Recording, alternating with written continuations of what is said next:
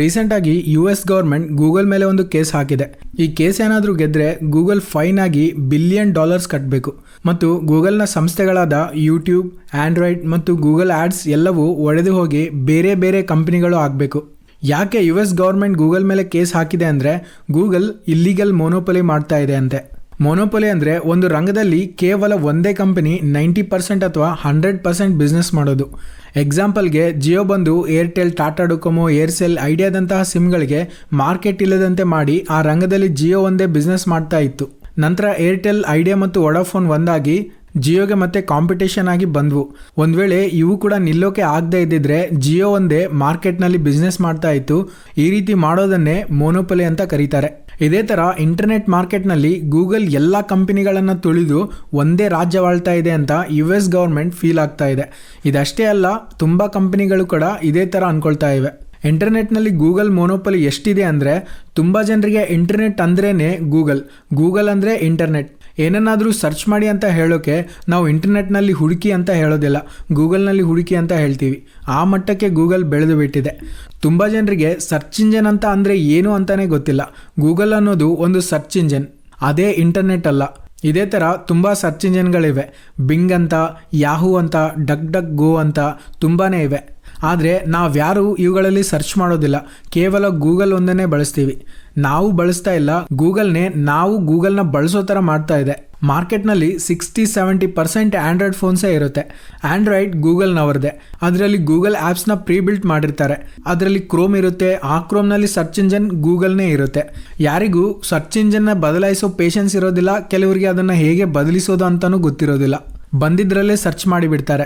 ಮತ್ತು ಬೇರೆ ಬ್ರೌಸರ್ಗಳಿಗೆ ಗೂಗಲ್ ನಮ್ಮದೇ ಸರ್ಚ್ ಇಂಜನ್ನ ಡಿಫಾಲ್ಟ್ ಆಗಿ ಇಡಬೇಕು ಅಂತ, ಅಂದರೆ ಓಪನ್ ಮಾಡಿದ ತಕ್ಷಣ ಗೂಗಲ್ನೇ ಲೋಡ್ ಆಗಬೇಕು ಅಂತ ತುಂಬ ದುಡ್ಡನ್ನು ಆ ಬ್ರೌಸರ್ಗಳಿಗೆ ಕೊಡುತ್ತೆ. ಕ್ರೋಮ್ ಬ್ರೌಸರ್ ಗೂಗಲ್ದೇ ಆಗಿರೋದ್ರಿಂದ ಅದರಲ್ಲಿ ಡಿಫಾಲ್ಟ್ ಸರ್ಚ್ ಇಂಜನ್ ಗೂಗಲ್ನೇ ಇರುತ್ತೆ. ಫೈರ್ಫಾಕ್ಸ್ನಂತಹ ಬ್ರೌಸರ್ಗಳಲ್ಲಿ ಗೂಗಲ್ನೇ ಇರಬೇಕಂತ ಏನೂ ಇಲ್ಲ. ಆದರೆ ಗೂಗಲ್ನವರು ಅವರಿಗೆ ದುಡ್ಡು ಕೊಟ್ಟು ತಮ್ಮದೇ ಡಿಫಾಲ್ಟ್ ಬ್ರೌಸರ್ ಇರಬೇಕು ಅಂತ ಹೇಳ್ತಾರೆ. ಫೈರ್ಫಾಕ್ಸ್ ಒಂದೇ ಅಲ್ಲ, ಇದೇ ಥರ ತುಂಬ ಬ್ರೌಸರ್ಗಳಿಗೆ ದುಡ್ಡು ಕೊಟ್ಟು ಅದರಲ್ಲಿ ಡಿಫಾಲ್ಟ್ ಸರ್ಚ್ ಇಂಜನ್ ನಮ್ಮದೇ ಇರಬೇಕು ಅಂತ ಹೇಳ್ತಾರೆ. ಇವರು ಆ್ಯಪಲ್ನ ಕೂಡ ಬಿಟ್ಟಿಲ್ಲ. ಆ್ಯಪಲ್ನ ಬ್ರೌಸರ್ನಲ್ಲಿ ಗೂಗಲ್ ಸರ್ಚ್ ಇಂಜನ್ ಆಗಿ ಇರಬೇಕು ಅಂತ ವರ್ಷಕ್ಕೆ $12 ಬಿಲಿಯನ್ ಆ್ಯಪಲ್ಗೆ ಪೇ ಮಾಡುತ್ತೆ ಗೂಗಲ್. ಇಷ್ಟು ಮೊತ್ತವನ್ನು ಬೇರೆ ಕಂಪನಿಗಳು ಕೊಡೋದಕ್ಕೆ ಸಾಧ್ಯವೇ ಇಲ್ಲ. ಯಾಕಂದರೆ ಅವರ ಪೂರ್ತಿ ಕಂಪನಿಯನ್ನು ಮಾರಿದ್ರೂ ಕೂಡ ಅಷ್ಟೊಂದು $1 ಬಿಲಿಯನ್ ಬರೋದಿಲ್ಲ. ಒಂದು ವೇಳೆ ಗೂಗಲ್ನ ಬೀಟ್ ಮಾಡೋ ಥರ ತಮ್ಮ ಸರ್ಚ್ ಇಂಜನ್ನ ಡೆವಲಪ್ ಮಾಡ್ಕೋಬೇಕಂದ್ರೂ ಸಾಧ್ಯವಿಲ್ಲ. ಯಾಕಂದರೆ ಜಾಸ್ತಿ ಜನ ಯಾವುದನ್ನು ಬಳಸ್ತಾ ಇರ್ತಾರೋ ಅದನ್ನೇ ಇಂಪ್ರೂವ್ ಮಾಡೋದಕ್ಕೆ ಸಾಧ್ಯ. ಆದರೆ ಇಲ್ಲಿ ಜಾಸ್ತಿ ಜನ ಬಳಸ್ತಾ ಇರೋದು ಗೂಗಲ್ನ ಮಾತ್ರ. ಬೇರೆ ಸರ್ಚ್ ಇಂಜನ್ಗಳು ಇಂಪ್ರೂವ್ ಆಗೋಕ್ಕೆ ಕೂಡ ಸಾಧ್ಯವಾಗ್ತಾ ಇಲ್ಲ. ಇದರಿಂದ ಸರ್ಚ್ ಇಂಜನ್ನಲ್ಲಿ ಗೂಗಲ್ ಕಂಪನಿ ಮೊನೋಪೊಲಿ ಆಗಿದೆ. ಹೊಸ ಕಂಪನಿಗಳಿಗೆ ಅವಕಾಶವಿಲ್ಲ.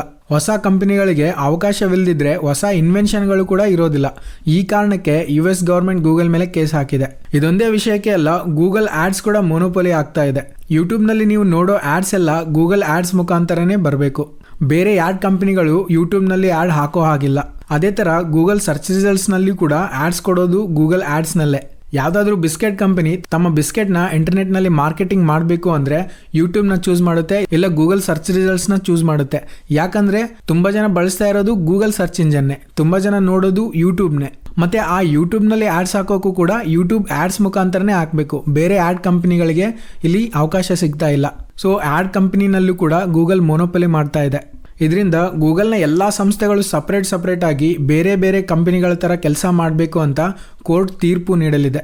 ಆದರೆ ಇದು 100% ಆಗುತ್ತಾ ಇಲ್ಲ ಅಂತ ಗೊತ್ತಿಲ್ಲ. ಕೆಲವೊಂದ್ಸಲ ಫೈನ್ ಕಟ್ಟಿ ಈ ಸಪ್ರೇಟ್ ಆಗೋದನ್ನು ಹಾಗೆ ಮುಂದುವರಿಸ್ತಾ ಹೋಗ್ಬೋದು. ಅಂದರೆ 10-15 ವರ್ಷಗಳವರೆಗೆ ಈ ಕೇಸ್ ನಡೀತಾನೆ ಇರುತ್ತೆ. ಒಂದು ವೇಳೆ ಯೂಟ್ಯೂಬ್, ಜಿಮೇಲ್, ಆಂಡ್ರಾಯ್ಡ್ ಮತ್ತು ಬೇರೆ ಬೇರೆ ಗೂಗಲ್ ಸಂಸ್ಥೆಗಳು ಸಪ್ರೇಟಾಗಿ ಬೇರೆ ಕಂಪನಿಗಳು ಆದರೆ ಹೊಸ ಕಂಪನಿಗಳಿಗೆ ಅವಕಾಶ ಸಿಗುತ್ತೆ, ಕಾಂಪಿಟೇಷನ್ ಬೆಳೆಯುತ್ತೆ ಮತ್ತು ಇನ್ನೋವೇಷನ್ ಕೂಡ ಜಾಸ್ತಿ ಆಗುತ್ತೆ ಅಂತ ತುಂಬ ಜನ ಅಭಿಪ್ರಾಯ ಪಡ್ತಾ ಇದ್ದಾರೆ. ಇದರ ಬಗ್ಗೆ ನೀವೇನು ಅಂದ್ಕೊಳ್ತಾ ಇದ್ದೀರಾ? ಕಮೆಂಟ್ ಮಾಡಿ ತಿಳಿಸಿ. ಇಷ್ಟು ಈ ವಿಡಿಯೋ. ಮುಂದಿನ ವಿಡಿಯೋದಲ್ಲಿ ಮತ್ತೆ ಸಿಗೋಣ. Thanks for watching.